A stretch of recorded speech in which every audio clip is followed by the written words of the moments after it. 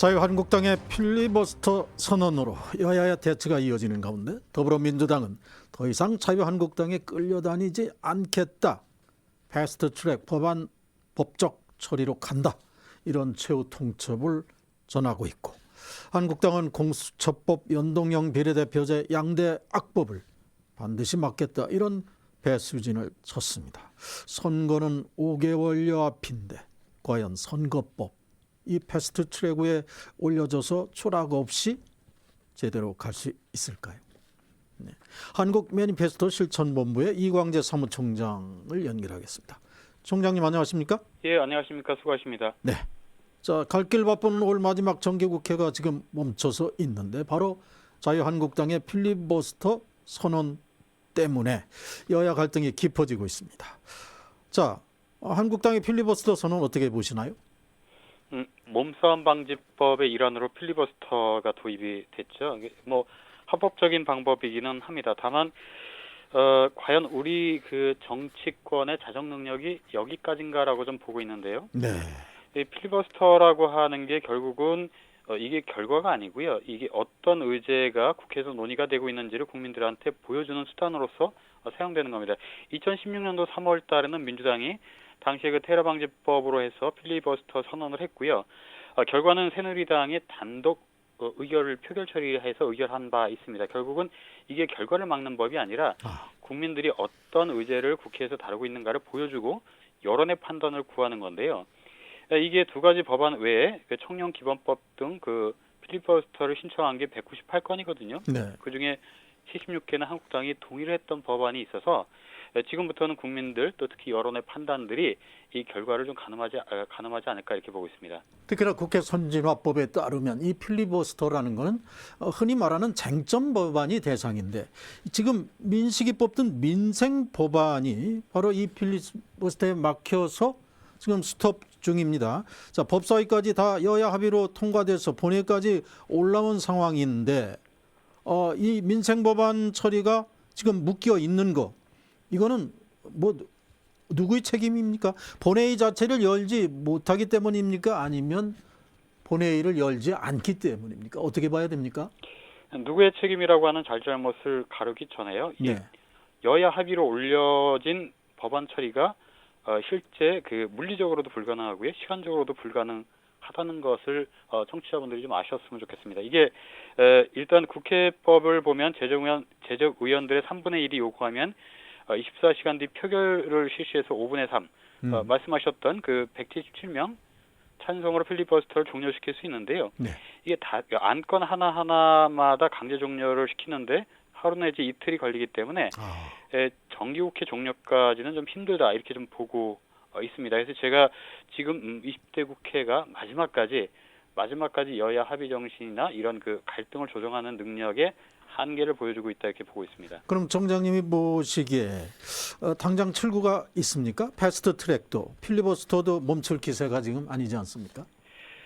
이게 치킨 게임이라고 보는 거죠. 네. 결국은 끝까지 가겠다고 하는 거고요.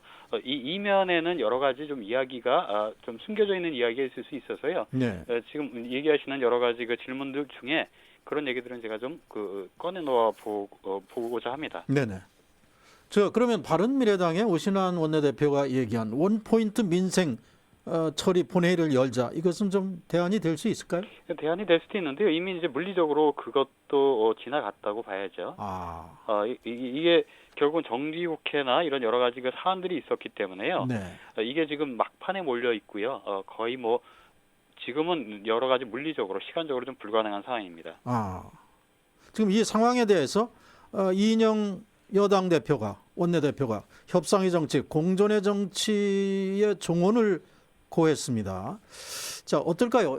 이인영 대표가 말하는 이런 문제와 관련해서 여당 측엔 책임이 없을까요? 어떻게 봐야 됩니까? 여야 책임을 따지기 전에 이 책임은 국회의원들, 특히 지역구 의원들의 밥그릇 지키기에 민주주의가 훼손되고 있다 이렇게 좀 보는 게 옳다고 봅니다. 이 결국은 이 선거법이라고 하는 게 영호남의 유권자의 한 표가 서울 수도권의 그 유권자의 3표의 영향력을 행사하기 때문에 네. 이걸 교정하라는 것부터 시작이 됐거든요. 네. 근데 이런 것들이 지금부터 의석수를 몇 개를 줄이느냐, 뭐 지역구를 28개, 13개, 3석 이렇게 자꾸 이제 지역구 의원들의 밥그릇 지키기에만 논의에 초점이 됐기 때문에 네. 이 결국은 선거법이 그 평등 선거에 위반된다라고 하는 헌재의 지적을 충실하게 반영 못하고 자꾸 겉돌고 있는 거거든요. 네. 결국은 그러기 때문에 저희는 그 지역구 의원들의 밥그릇 지키기에 민주주의가 농락당하고 있다 이렇게 보고 있는 거고요. 네. 영호남을 기반으로 한 이 거대 양당의 여러 가지 이해득실에 따라서 서울 수도권과 충청의 유권자들이 피해를 보고 있다 이렇게 보고 있습니다. 그러면 지금 청장님께서 말씀하시는 그런 밥그릇 지키기, 바로 선거법 개혁안을 좀 깊이 들여다 보겠습니다. 자, 지금 여러 논란을 보면은 과연 패스트트랙에 올려진 선거법 개혁안 자체도 원한대로 가기 힘든 상황인 것 같습니다.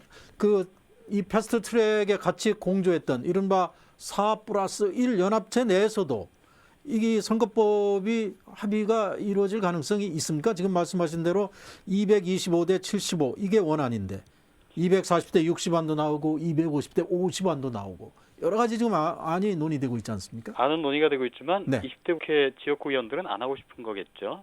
결국은 지금 현행의 현행 선거법을 따라야 자기의 지역구를 지킬 수 있다고 생각을 하기 때문에 네. 여러 가지 논의들은 좀 많이 되고 있지만 내심은 사실 현행 선거법으로 좀 치러보고 싶다 이런 것들이 좀 많이 있다고 보는 거고요. 네.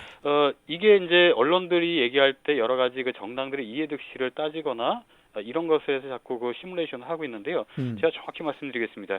패스트트랙 원안을 기준으로 해서 지난 선거의 득표율로 기준으로 할 때 더불어민주당과 그 새누리당이 16석, 13석이 줄어듭니다. 하지만 이것도 바보 같은 계산이라고 하는 게 다음 선거 때 유권자들이 지난 선거처럼 인물과 정당을 그 교차 투표하느냐 이것도 아직은 알 수 없거든요. 네. 이 분석도 정확치 않고요. 네. 또 보수 언론들이 보면 지금의 여론조사를 의석수로 좀 대체해서 시뮬레이션을 하고 있는데요. 네. 50% 정도 남짓한 선거 그 투표율을 가지고 또 이 여론조사와 그 투표 결과는 거의 달랐는데 이것을 시뮬레이션해서 누구가 유리하다 누가 불리하다 얘기를 하는 건 굉장히 어불성설이라고 생각합니다. 지금 정확히 해야 될 거는요. 민주주의가 지역구 의원들의 밥그릇 지키기에 훼손되고 있다. 헌법재판소가 2014년도에 이걸 2대1 최소한 2대1 정도는 교정을 해라라고 하는 이야기를 입법권을 가진 국회가 무시하고 있다. 여기서부터 출발해야지 해법이 나온다고 보고요. 네. 결국은 국회를 믿을 것이 아니라 여론과 언론들 또 시민사회가 이런 쪽으로 좀 이야기를 모아갔으면 좋겠다 이렇게 보고 있습니다. 네. 자, 말씀하시는 현행의 선거법과 그리고 앞으로 미래형 선거법의 가장 차이, 그 중심에는 연동형 비례대표제가 있습니다. 총장님이 보시기에 연동형 비례대표제는 왜 꼭 필요하다고 봐야 됩니까?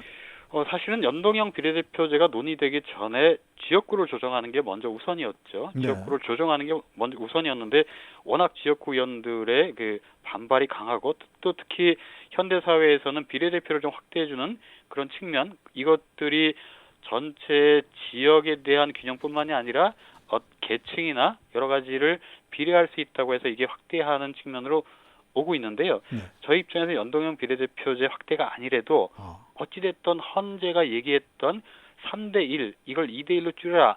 이것은 맞춰야 된다고 봅니다. 그래서 이것을 자꾸 해법을 따라가고 지역구 의원들의 얘기를 오다 보니까 결국 여야 합의된 게 연동형 비례대표제다. 이 흐름을 좀 정확히 봐야 결과를 좀 예측하거나 어느 쪽으로 이 이야기를 몰고 갈 것인지가 좀 해법이 보일 것 같습니다. 네.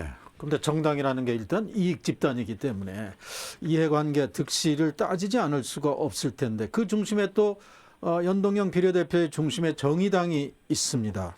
자, 이 안대로 간다면 정의당이 가장 큰 수혜자가 된다 이런 분석도 보이는데. 그러니까 지금은 다당제로 갈 것이다라고 하는 게 언론들의 이야기들이고요. 네. 여기에 가장 큰 수혜자는 정의당이다 이렇게 얘기를 하는데요. 네. 지난번 선거 결과를 패스트트랙 안에 올려있던 걸 연동해서 보면 사실은 가장 혜택을 받는 곳은 바른미래당입니다. 22석이 늘어나거든요. 네. 그다음에 정의당이 8석 늘어날 것이라고 보는 건데요. 말씀드렸다시피 이것은 유권자들이 투표를 지난 총선처럼 후보자와 정당을 교차 투표, 크로스 투표했을 때 이게 가능한 거고요. 네. 지금처럼 이념들이 강하게 부딪힐 때는 21대 총선 때도 똑같은 투표 형태를 보일까는 사실은 투표를 해봐야 합니다. 그래서 이것은 가지 않은 길을 미리 예단하는 거고요. 그럴 것이다. 다당제가 갈 것이다라고 하는 것은 충분히 가능성이 있지만 결과는 또 아닐 수도 있다 이렇게 보고 있습니다. 네. 자, 민주당은 왜 이렇게 이 패스트 트랙에 이 선거법을 올려서 강하게 추진하려고 하는 건지. 산술적으로 봐도 지역구가 줄어든다면 인구수 대비 의석수가 많은 호남 지역이 가장 큰 타격을 입는다는 건데 민주당이 이렇게 선거법을 강하게 추진하려는 이유는 뭐라고 봐야 됩니까? 진보연합이라고 봐야 되겠죠. 그리고 네. 전체적으로 볼 때 민주당의 의석수는 줄어들 수 있지만 그 범진보권이라고 할 수 있는 곳의 의석수는 상대적으로 늘어날 수 있다라고 보는 거고요. 네. 그러면 선거 이후에도 여러 가지 연합적인 정치, 또 정책연합, 또 정당연합을 통해서 여러 가지 돌파를 할 수 있다라고 보는 겁니다. 예, 다만 이런 것들은 정치적 행위고요. 저희가 관심 있는 것은 표의 등가성, 그 선거, 보통 선거를 훼손하지 않을 수 있는 이런 룰로 선거를 치러야지 그렇지 않다라고 하면 이것은 그 위법적, 위헌적 소지가 되는 입법부를 우리가 또다시 가져야 된다. 이런 얘기를 좀 집중하고 싶습니다. 만약에 한국당이 끝내 이 협상에 나서지 않는다면 어떤 선택이 필요하다고 봅니까? 예, 소송이 들어가야 될 수도 있겠다고 봅니다. 이게 소송요? 그 투표 무효 소송이나 네. 여기에 따른 강한 사회적 압박이 좀 필요해 보이고요. 지금도 이제 계속적으로 여야 정치권들이 협상을 통해서 이 결론을 내린다고 하고 쭉쭉 시간을 끌고 있는데요. 사실은 12월 17일이 예비 후보 등록일입니다. 그렇죠. 그럼 예비 후보 등록일까지도 이게 결론이 안 난다고 하면 예비 후보들이 선거 이후에 행정소송을 제기할 가능성이 굉장히 큽니다. 네. 그럼 굉장히 큰 혼란들이 있기 때문에요. 빠르게 정리해야 되는 게 선거법이고요. 헌법재판소에서 내렸던 얘기대로 자꾸 이야기를 모아가야 되는 거고요. 그럼에도 불구하고 입법권을 가졌다고 자꾸 입법권을 남용을 한다라고 하면 여기는 선거 이후에도 정당성을 확보하기는 좀 어려운 그런 입법부 활동이 될 것 같습니다. 네, 표의 등가성, 헌법 정신이 가장 우선돼야 된다는 기준. 근데 만약에 정기국회 폐회 후에 12월 10일 필리버스터도 자동 폐기되는 시점이기 때문에 이 시점에서 민주당은 예산안이라든가 공수처법안이라든가 선거법안을 일괄 처리하겠다. 이런 구상을 또 가지고 있는 것 같은데 이건 얼마나 가능한 대안일까요? 2016년도 3월 달에 그 민주당이 필리버스터를 선언을 했지만 이후에 새누리당이 단독 의결한 예가 있기 때문에 네. 그건 충분히 그런 시나리오는 있을 수 있습니다. 다만 그 당시에도 새누리당이 단독 표결을 했다라고 하는 것에 대한 여론의 저항이 있어가지고 굉장히 좀 어려운 국면으로 접어들었거든요. 네네. 결국은 지금 이 결론들은 국민의 의중, 여론들이 결론을 낼 수밖에 없다 이렇게 보고 있습니다. 네. 그럼 민주당이라든가 다른 4+1 이 연합은 한국당을 협상 자리로 끌어오는데 어떤 노력이 필요합니까? 어차피 게임의 룰을 정하는 것이기 때문에 어떻게 봐야 될까요? 이게 게임의 룰로 봐서는 결론이 좀 안 날 것 같은데요. 예. 이게 지금도 이제 지역구 의석수 3개만 줄인다 뭐 이렇게 얘기를 했는데 이 지역구 의석수 3개를 줄이려고 우리가 이렇게 수년 동안 이 선거법에 목매달고 여러 가지 사정 논쟁을 불러일으켰나 이렇게 좀 보고 있습니다. 이 선거법이라고 하는 건 자꾸 게임의 룰로 보지 말고요. 네. 민주주의의 기본을 튼튼히 하는 걸 좀 보시면 네. 여야가 협상이 가능한 그런 룰들이 도출되지 않을까 이렇게 생각을 하고 있습니다. 그러면 이 새로운 선거법의 핵심 연동형 비례대표제 이것이 민주주의의 기본 발전 또는 정당 발전을 위해서 얼마나 효력을 줄지 지금 아까도 총장님께서 말씀하셨듯이 연동형 비례대표제가 되면 다당제로 갈 가능성이 가장 높아 보이고 현재 우죽순처럼 또 창당 움직임이 보여지고 있고요. 이것은 어떨까요? 정치 발전에 바람직한 현상이 됩니까? 어떻게 봐야 됩니까? 1차적으로 영남과 호남에 기반을 둔 지역 정당들은 해체가 되는데 이 선거법이 굉장히 이 역할을 크게 한다고 보는 거고요. 네.